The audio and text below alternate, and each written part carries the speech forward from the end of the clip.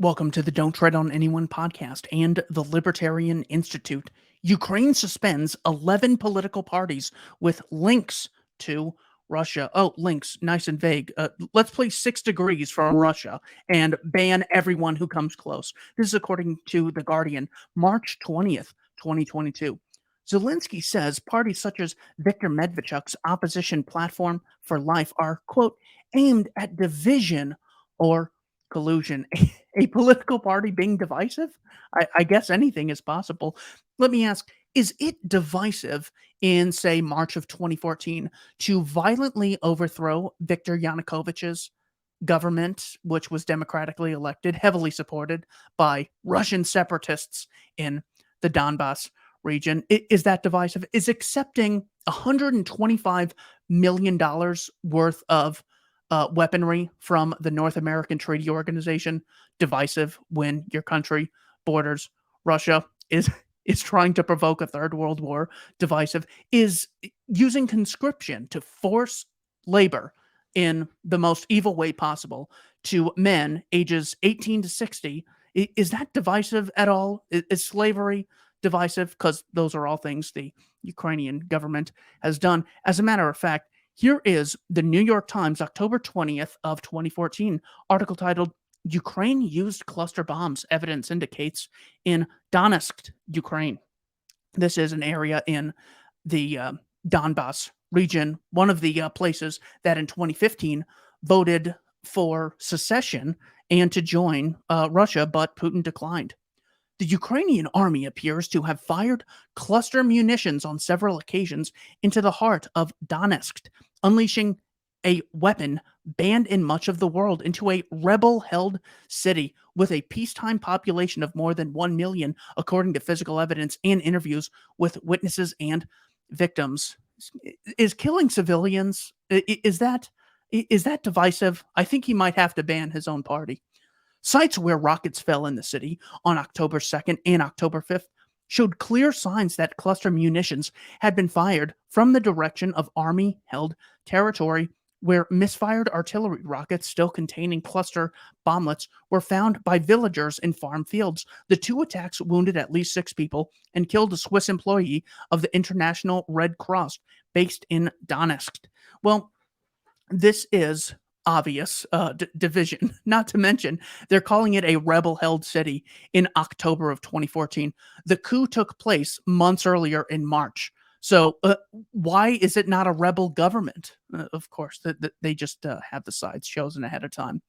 The article says 11 Ukrainian political parties have been suspended because of their links with Russia, according to Ukrainian President Zelenskyy. This is the democracy that it's so important Putin doesn't affect the integrity of this government, because we have to take the side of this democratically elected government that overthrew a democracy 8 years ago and has been killing people who resist in the Donbass region ever since. The country's National Security and Defense Council took the decision to ban the parties from political activity, or from any political activity. Most of the parties affected were small, but one of them, the Opposition Platform for Life, has 44 seats in the 450-seat Ukrainian parliament. They quote Zelenskyy saying, the activities of those politicians aimed at division or collusion will not succeed, but will receive a harsh response. How about the Ukrainian protesters who colluded with the Azov Battalion and American senators John McCain, Amy Klobuchar, and Lindsey Graham? Was that colluding?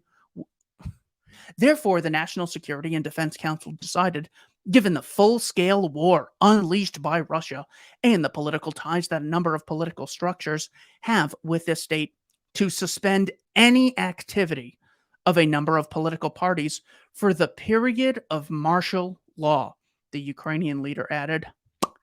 So they have martial law, they're banning opposition, and they're instituting slavery known as conscription. This is the side that people are so proudly taking and waving flags for. The Opposition Platform for Life, Ukraine's biggest opposition party, is led by Viktor Medvedchuk, a pro-Moscow oligarch. Oh, he's an oligarch. Is Zelenskyy, with all his power to get the people at the United Nations standing and clapping, to get the entire mainstream media in America and Europe to be complimenting him 24 hours a day, saying how terrific he is, even though he's provoking a nuclear conflict? Does that make him count as an oligarch with all his money, all his fame, and all his power? With close ties to Russian President Vladimir Putin, party officials later said the suspension, quote, had no legal basis. Classic result of giving government a monopoly on law and order. Ukrainian authorities last year charged Medvedchuk, a longtime ally of Putin, who is believed to be the grandfather of Medvedchuk's daughter, with treason and placed the oligarch under house arrest, a move that angered the Kremlin. Ukraine said Medvedchuk escaped house arrest 3 days after Russia started its invasion of Ukraine on the 24th of February, and his whereabouts are currently unknown. The list of parties banned on Sunday also included the Nashi Hours party led by Yevhen Muriev, as well as a number of smaller parties not represented in the parliament. So people who are always saying that minorities need to be represented are supporting the Ukrainian government. Unbelievable. Prior to the start of the war, unspecified British intelligence, for those unaware, there was British intelligence formally who said that Donald Trump hired a number of Russian prostitutes, I think two, to use the restroom on a bed the previous president, Barack Obama, slept in. I think his name was Christopher Steele. It's called the Steele dossier. I mean, British intelligence on Russia. Do they have no humility? Prior to the start of the war, unspecified British intelligence claimed that Russia was considering installing Muriev to lead a Kremlin-controlled puppet government in Kiev, claims that Muriev strongly denied. Whew.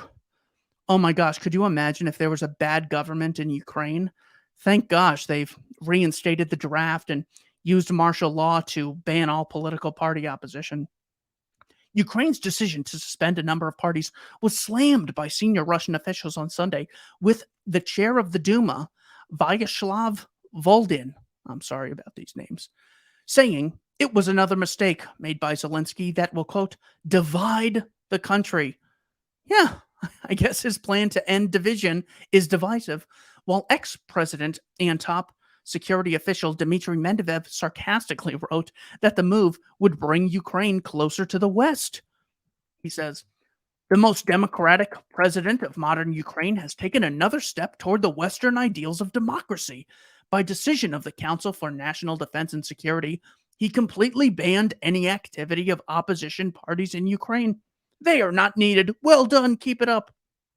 Medvedev wrote on his Telegram channel. The political move comes as Zelenskyy aims to further assert his influence over the country's media sphere. On Sunday, the Ukrainian leader signed a decree that aims to unite all national TV channels into one platform, citing the importance of a unified information policy under martial law. The enemy is not the Russians or even the Ukrainians. It's governments conspiring to use their population as cattle to get killed on their behalf so they could increase their money, power, influence, and social status. Thank you for watching the Don't Tread on Anyone podcast and the Libertarian Institute. The United States aids Ukraine and her people so that we can fight Russia over there and we don't have to fight Russia here. Ukraine. People of Ukraine, this is your moment. Your fight is our fight. Ваша боротьба – це наша боротьба.